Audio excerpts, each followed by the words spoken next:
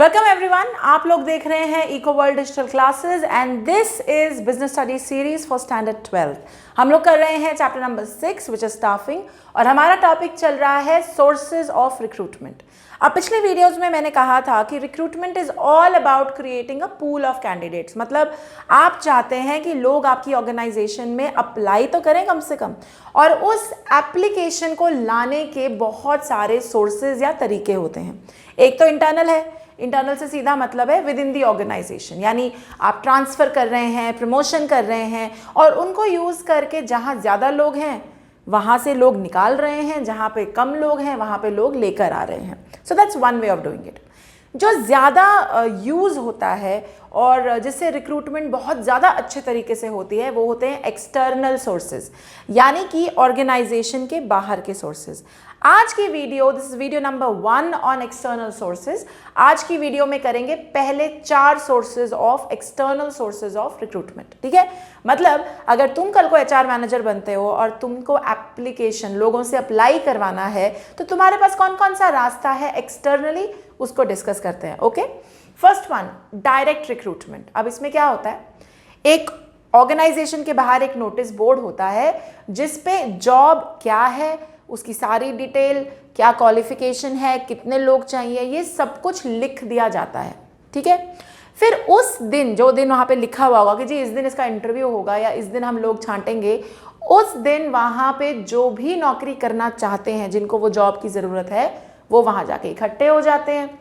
And then जितने लोग उनको चाहिए होते हैं उतने लोग, फैक्ट्री का गेट खुलता है, उतने लोग अंदर जाते हैं, casual workers, and that is known as direct recruitment. अब डायरेक्ट रिक्रूटमेंट का एक आपने बहुत एग्जाम्पल देखा होगा, कई बार लिखा होता है हेल्पर रिक्वायर्ड, ऑफिसेज के बाहर नोटिस बोर्ड पे लिखा होता है हेल्पर रिक्वायर्ड या sales girl required, meet on this date. अगर ऐसा लिखा है तो ये डायरेक्ट रिक्रूटमेंट है। आप उस दिन पहुंचेंगे, 2-3 मिनट आपसे बात की जाएगी, अगर आप ठीक लग रहे हो आपको ले लिया जाएगा। ये मेथड कैजुअल या बदली वर्कर्स के लिए बहुत यूज होता है। अब कैजुअल वर्कर्स क्या हैं, जिसे हम कहते हैं ना रोज़ काम करते हैं, दिहाड़ी वाले वर्कर्स, जिनको आप रोज़ पैसा देते हैं, काम बहुत ज़्यादा कोई सोफिस्टिकेटेड काम नहीं है, छोटा मोटा काम है, तो कैजुअल लेबर चाहिए, वो जो परमानेंट नहीं है, जिसको आप सैलरी पे नहीं वेजेस पे यानी दिहाड़ी पे रख रहे हैं, उस बंदे के लिए ये वाला मेथड बढ़िया चलता है। तो ये कैजुअल वर्कर्स या बदली वर्कर्स या डेली वेजेस, केस स्टडी में ये आती है लाइन, उसके लिए इंपॉर्टेंट है। तो क्या करा, नोटिस बोर्ड पे सारी डिटेल्स लिख दी, डेट लिख दी, जिस दिन डेट है उस दिन लोग असेंबल हुए, जो रेलेवेंट लगा उसको सिलेक्ट कर लिया। फिटमेंट है कैजुअल वर्कर्स के लिए, बदली वर्कर्स के लिए, और इसका सबसे बड़ा फायदा ये inexpensive non time consuming method है। क्या खर्चा है इसमें, कुछ भी नहीं, एक बॉडी तो लगाना है बाहर और कुछ नहीं करना। सो इट्स इनएक्सपेंसिव और इसमें बहुत ज़्यादा टाइम भी वेस्ट नहीं होता। Okay, that's your first one. याद आपको ये रखना है किस टाइप के वर्कर के लिए कौन सा रिक्रूटमेंट मेथड यूज होता है। तो ये वाला recruitment method like I said casual workers, daily wagers, जो दिहाड़ी पे काम करते हैं उनके लिए है। Okay, second, casual callers. अब कैजुअल कॉलर्स क्या होता है, आमतौर पर एचआर वालों को कई लोगों के फ़ोन आते हैं अनसॉलिसिटेड। अनसॉलिसिटेड मतलब आपने नहीं, आप उनको नहीं जानते, आपने नहीं उन्हें कहा फ़ोन करने को, बट लोग फ़ोन करते हैं पूछने के लिए जी कोई जॉब तो नहीं है। तो क्या करते हैं एचआर वाले, उनसे सीवी या उनका रिज्यूमे मंगवा लेते हैं। तो मान लो तुम सबने मुझे फ़ोन करा जॉब के लिए कि मैम जॉब चाहिए, जॉब चाहिए। मैंने सबको कहा अपना सीवी, अपना रिज्यूमे मुझे भेज दो। सबका रिज्यूमे आ गया, मैंने क्या करा, उन सब रिज्यूमेज का डेटाबेस बना लिया। क्यों बनाया मैंने डेटाबेस, आज मेरे को ज़रूरत नहीं है लोगों की, कल ज़रूरत पड़ सकती है, तो फिर मैं कहाँ से ढूंढूंगी। अच्छा है तुमने फ़ोन करके अपना रिज्यूमे भेजा हुआ है, मैं वो डेटाबेस खोलूंगी, जिस समय मुझे रिक्वायरमेंट होगी मैं उस डेटाबेस में से रेलेवेंट बंदे निकालूंगी और तुम्हें फ़ोन कर डालूंगी। This is casual caller. Casual caller जो एम ही फ़ोन लगाई जाते हैं एक के बाद एक कंपनी में, कंपनी उनका डेटाबेस बना लेती है, लिस्ट बना लेती है, और जब ज़रूरत पड़ती है उसी लिस्ट में से निकाल कर अपने लिए रेलेवेंट एम्प्लॉय छांट लेती है। आर वी क्लियर, समझ में आ गया कैजुअल कॉलर्स। ओके, ऑब्वियसली ये भी इनएक्सपेंसिव है और टाइम कम लेता है, और जब एक बार आपकी डेटाबेस बन जाती है तो आपका जीवन सुधर जाता है एज ए एचआर मैनेजर, क्योंकि आपको वाकई हर पोजीशन के लिए वो टाइप के लोग अब ढूंढने नहीं पड़ेंगे। आपके पास रिज्यूमे है जिसमें ईमेल आईडी है, फ़ोन नंबर है, सब कुछ है, तो आपका टाइम भी बहुत कम लगता है। Alright, next method advertisement. You guys know this method. Advertisement क्या है, प्रिंट मीडिया में, पेपर में, जर्नल में, किसी मैगजीन में आप नौकरी के लिए अप्लाई करने वालों को अट्रैक्ट करते हैं, आप अपनी एडवर्टीजमेंट देते हैं। एडवर्टीजमेंट में आप सारी इन्फॉर्मेशन दे सकते हैं, ये बड़ा फायदा होता है एडवर्टीजमेंट का। छोटी सी जगह में ना आप सारी इन्फॉर्मेशन, क्वालिफिकेशन क्या चाहिए, नौकरी क्या है, पोस्ट क्या है, सैलरी कितनी दोगे, लोकेशन क्या है, सब अच्छी अच्छी चीज़ें तुम छोटी सी जगह पे लिख सकते हो। व्हाट इट डज इज, इतनी इन्फॉर्मेशन और इतनी क्लैरिटी फटाक से आ जाती है कि अगर कोई बंदा अप्लाई करना चाहता है वो टाइम वेस्ट नहीं करेगा।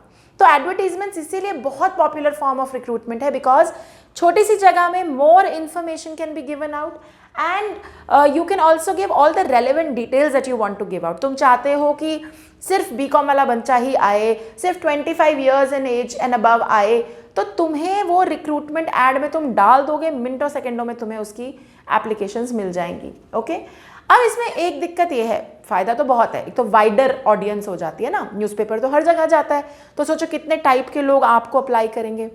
बट द प्रॉब्लम इज, कई बार क्या होता है ना, इतने लोगों के पास क्योंकि जाता है तो सारे लोग अप्लाई कर देते हैं, और उनमें से कई बार 90% अनसूटेबल कैंडिडेट्स होते हैं, कुछ ना कुछ झोल होता है।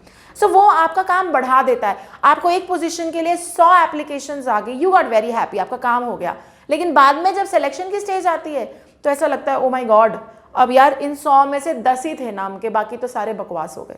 सो अनसूटेबल कैंडिडेट ज़्यादा हो सकते हैं एडवर्टीजमेंट में, बट नेवरदलेस क्योंकि वाइडर चॉइस बहुत है, बहुत इन्फॉर्मेशन दे सकते हैं, this is a very popular method of external recruitment. Okay, next one, employment exchange. Generally employment exchange क्या है? Employment exchange वो जगह है जहाँ पे job seekers and employers के बीच का लिंक बैठता है। मतलब अब देखो, कई सरकारी नौकरियां हैं, आपको कैसे पता चलेगा कि सरकारी नौकरी है? तो एम्प्लॉयमेंट एक्सचेंज में सरकारी नौकरियों की लिस्ट आती है। हम लोग जो कैंडिडेट सीक कर रहा है जॉब, वो अपना रिज्यूमे भी एम्प्लॉयमेंट एक्सचेंज में डाल आता है। तो जब कोई नौकरी आती है, एम्प्लॉयमेंट एक्सचेंज वाले इस बंदे को कांटेक्ट करते हैं। As a result of that what happens, government वाली जॉब नोटिफाई होगी कि भाई ये जॉब आई है, एम्प्लॉयमेंट एक्सचेंज में आप रजिस्टर्ड हो, अगर आप उस जॉब से आपकी क्वालिफिकेशंस मिलती जुलती हैं तो आपको एम्प्लॉयमेंट एक्सचेंज वाले नोटिफाई कर देंगे, and as a result of that आपको एज अ जॉब सीकर सबसे बड़ा काम क्या है? नौकरी ढूंढना, कि पोस्ट कहाँ है ढूंढना, और वो काम तुम्हारे लिए एम्प्लॉयमेंट एक्सचेंज करता है। तो एम्प्लॉयमेंट एक्सचेंज क्या है? एक तरफ जॉब है, फिर एम्प्लॉयमेंट एक्सचेंज है, और फिर सीकर है जिसको जॉब चाहिए। तो employment exchange is the link between the employer जो नौकरी देने वाला है एंड द जॉब सीकर जिसे नौकरी चाहिए, उनके बीच का लिंक एम्प्लॉयमेंट एक्सचेंज है। ओके, दूसरी बात, एम्प्लॉयमेंट एक्सचेंज जनरली सरकारी नौकरियों के लिए यूज होता है, खासकर कुछ ऐसी जॉब्स होती हैं जिनकी वैकेंसी अनाउंस करना कंपलसरी है बाय लॉ। जैसे कई सरकारी ऑफिसेज की मान लो फॉर एग्जांपल इलेक्ट्रिसिटी डिपार्टमेंट की हायरिंग है, या पीडब्ल्यूडी की हायरिंग है, या नेवी की हायरिंग है, आर्मी की हायरिंग है, इनको प्रमोट करना, इनकी वैकेंसी छापना बाय लॉ लीगली इनको करना पड़ता है। तो कहाँ करें एम्प्लॉयमेंट? एक तो प्रिंट मीडिया है, चलो प्रिंट में तो करेंगे एडवर्टीजमेंट। दूसरा एक तरीका, एम्प्लॉयमेंट एक्सचेंज में नोटिफिकेशन दे दो कि जी ये नौकरी आई है। तो आपने अगर अपना नाम वहाँ रजिस्टर करवा रखा होगा तो एम्प्लॉयमेंट एक्सचेंज वाले आपको कनेक्ट करेंगे, आप उस नौकरी के लिए अप्लाई करोगे, फिर आगे का सिलेक्शन प्रोसेस वो जो ऑर्गेनाइजेशन है जिसने नौकरी डाली थी, जिसने पोस्ट डाली थी, वो अपने आप कैरी अप करेगा। क्लियर है? समझ में आ गया? ओके। अब लेकिन एक दिक्कत है इसमें जो एम्प्लॉयमेंट एक्सचेंजेस में खासकर दिक्कत होती है, क्योंकि एम्प्लॉयमेंट एक्सचेंजेस सरकारी नौकरियों के लिए ज़्यादा यूज होते हैं, so they are not up to date, sometimes उनके रिकॉर्ड्स अप टू डेट नहीं होते। सालों साल पहले कोई किसी बंदे ने रजिस्ट्रेशन कर रखी है तो सालों तक तो उसको बुलाया ही नहीं, 5 साल के बाद याद आया कि ये बंदा तो जॉब फिटमेंट अच्छी हो रही है इसकी, चलो इसे कॉल करते हैं। कॉल करने बैठे तो नंबर ही नहीं चलता जी वो। तो क्या होता है ना, एम्प्लॉयमेंट एक्सचेंज में जो रिकॉर्ड्स हैं, जो डेटाबेस है, वो अपडेटेड नहीं होता कई बार, and that is a big limitation of a employment exchange. Are we clear? तो एम्प्लॉयमेंट एक्सचेंज क्या है? A link between a job seeker and a employer, generally is used for government jobs जिनकी compulsory notification करनी होती है, वो यहाँ। It helps to match the demand and supply of personal नहीं, पर्सनल का मतलब एम्प्लॉय, उनकी डिमांड, एम्प्लॉय चाहिए, सप्लाई कोई नौकरी करने वाला है, उसको मैच करने में हेल्प करता है, and very important, they may not be up to date and that is their biggest limitation. Are we clear? समझ में आ गया? तो आज 4 सोर्सेज ऑफ रिक्रूटमेंट करें. डायरेक्ट रिक्रूटमेंट नोटिस बोर्ड पे लगाओ, जिस दिन बंदा आया सेलेक्ट कर लो. कैजुअल वर्कर्स के लिए यूज होता है. कैजुअल कॉलर्स, लोग फोन करते हैं. मैंने फर्स्ट लाइन को अंडरलाइन किया है, which means this line can be repeated a lot in case studies. तो प्लीज इस पे ध्यान दीजिए. लिस्ट प्रिपेयर करेंगे, जब जरूरत होगी उस लिस्ट में से निकाल लेंगे. एडवर्टीजमेंट वाइडर चॉइस देती है, बहुत सारी इंफॉर्मेशन देती है, लेकिन can get you a lot of unsuitable responses. And finally employment exchange सरकारी नौकरियों के लिए यूज होती है. Link between employer and the job seeker. And finally may not be up to date always, और यही इसकी सबसे बड़ी लिमिटेशन है. I hope you are clear with these 4 employment recruitment sources. अगली वीडियो में आगे बढ़ाएंगे इससे. ऑलराइट, अगर आप लोग मुझे YouTube पे देख रहे हैं तो like, share, subscribe and comment करना बिल्कुल मत भूलिएगा. Till then, bye bye, take care.